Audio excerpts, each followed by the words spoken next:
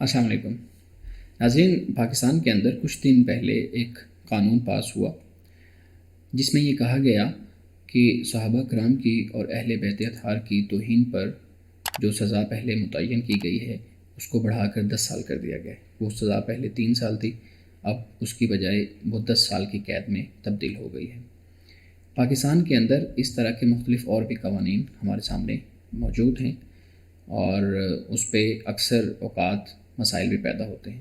ہم آج موجود ہیں صاحبزادہ امانت رسول صاحب کے ساتھ، اور ہم یہ سمجھنے کی کوشش کریں گے کہ اس طرح کی قانون سازی سے یہ جو معاملات ہیں ان کو حل کیا جا سکتا ہے یا نہیں، اس پہ ان کی کیا رائے ہے، وہ کیا سوچتے ہیں۔ السلام علیکم سر۔ جی وعلیکم السلام سر، کچھ دن پہلے آپ کے سامنے پاکستان کے اندر قانون پاس ہوا قومی اسمبلی سے، پھر متفقہ طور پہ سب لوگوں نے اس پہ اپنی رائے دی اور اس کو پاس کر لیا کہ صحابہ کرام کی اور جو اہل بیت اطہار ہیں ان کی توہین پہ 10 سال کی قید جو ہے نا وہ دی جائے گی۔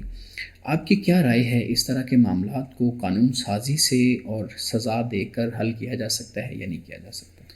دیکھیے، جب تک آپ کسی مسئلے کو اس کی جڑ سے، اس کی بنیاد سے نہیں سمجھتے، اس وقت تک آپ کبھی بھی اس کو ختم نہیں کر سکتے۔ صحیح۔ ہمارا اصل جو مسئلہ ہے وہ یہ ہے کہ ہمارے ہاں فرقہ واریت کا جو زہر ہے وہ اتنا پھیل چکا ہے، یعنی نچلے طبقے سے، کہ جس کی وجہ سے ہمارے معاشرے میں ایسے واقعات اور افسوسناک واقعات رونما ہوتے رہتے ہیں۔ یعنی مثال کے طور پر آپ دیکھیے کہ ہمارے ہاں ایک طبقہ ہے خاص کہ جو مجالس میں جاتا ہے اور جو جلسوں میں جاتا ہے، جو تقریریں کرتا ہے، وہ خطبہ بھی ہیں، وہ مقررین بھی ہیں، وہ ذاکرین بھی ہیں۔ ان کا جو کام ہے، ان کا جو بزنس ہے، ان کی جو تجارت ہے، وہ در حقیقت یہی ہے کہ وہ جو اپنے مخالف فرقے کی مذہبی شخصیات ہیں ان کے خلاف بات کریں گے، ان پر گفتگو کریں گے اور ایسی باتیں کریں گے جس کی وجہ سے وہ مشہور ہوں۔ اور کئی تو ایسے بھی دیکھنے میں لوگ آئے کہ انہیں پاکستان میں خطرہ ہوا تو یہاں سے ان کو راتوں رات باہر بھیج دیا گیا۔ انہوں نے کسی مقدس شخصیت کی توہین کی، کچھ کہا، اور جب لوگوں میں ایک اشتعال پیدا ہوا، رد عمل آیا، تو وہ یہاں سے چلے گئے۔ تو وہ جب یہاں سے چلے گئے تو واضح بات ہے کہ ان کا کاروبار اور ان کی جو تجارت مذہب کے نام پر ہوتی ہے وہ بہت خوب باہر جا کر وہ چلاتے ہیں اور چلا رہے ہوں گے، اور گویا کہ وہ اپنے خاندان کا نسلوں کا انتظام معاشی طور پر کر گئے۔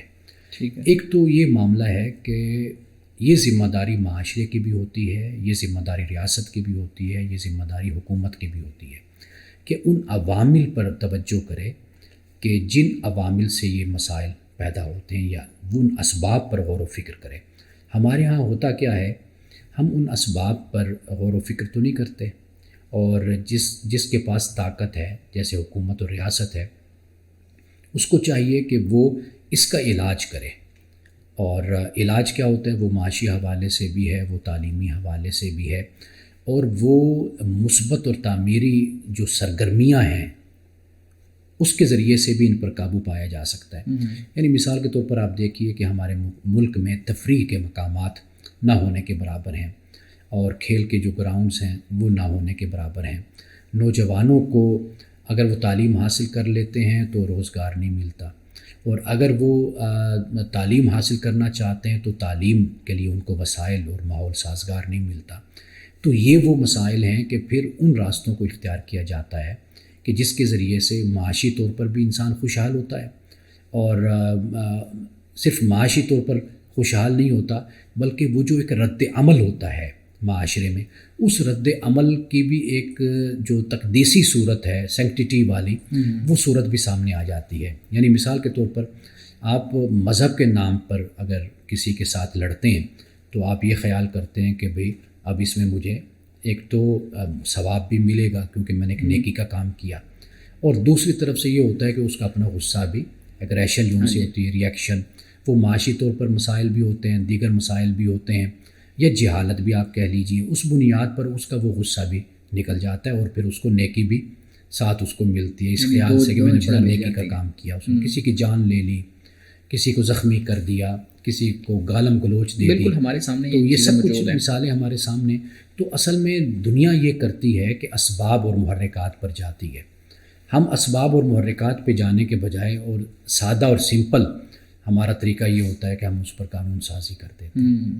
تو ہمارے یہاں اصل میں وہ قانون سازی کی جاتی ہے، اور جب کہ قانون سازی کے باوجود بھی اس طرح کے جو اقدامات ہوتے ہیں اگر دیکھا جائے تو اس کے منفی اثرات ہی سامنے آتے ہیں. اس لیے کہ جب آپ گستاخی کا لفظ بولتے ہیں، نعوذ باللہ من ذالک، اہانت کا لفظ بولتے ہیں، توہین کا، آپ اس کی کیا ڈیفینیشن کریں گے؟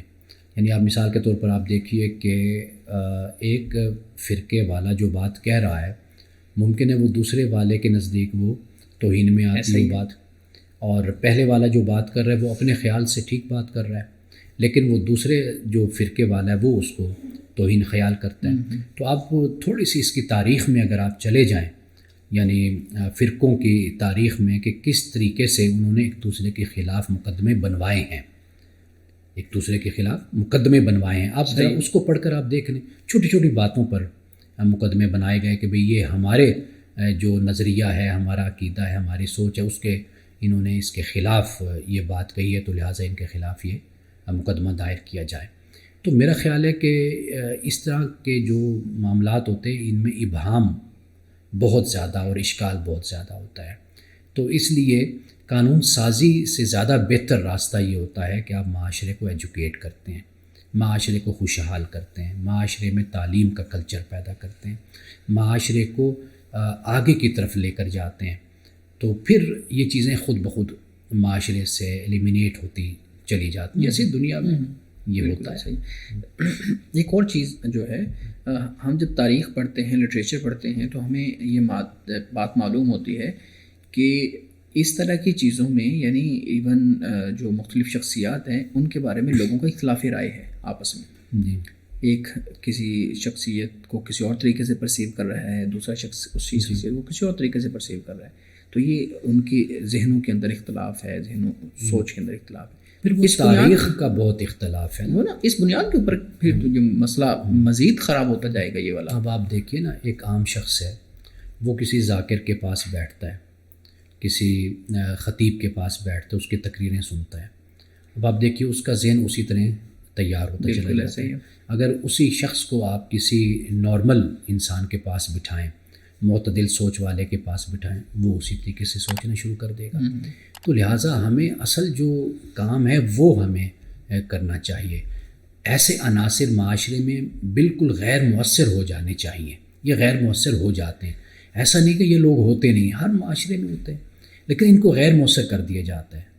حکومتیں، ریاستیں، معاشرہ، دانشور لوگوں کو اتنا ایجوکیٹ کرتے ہیں اور ان پر اتنا سرمایہ خرچ کرتے ہیں، لوگوں کے ایجوکیشن پر اور ان کے ویلفیئر پر، کہ یہ عناصر خود بخود نہ ہونے کے برابر ان کی حیثیت ہو جاتی ہے.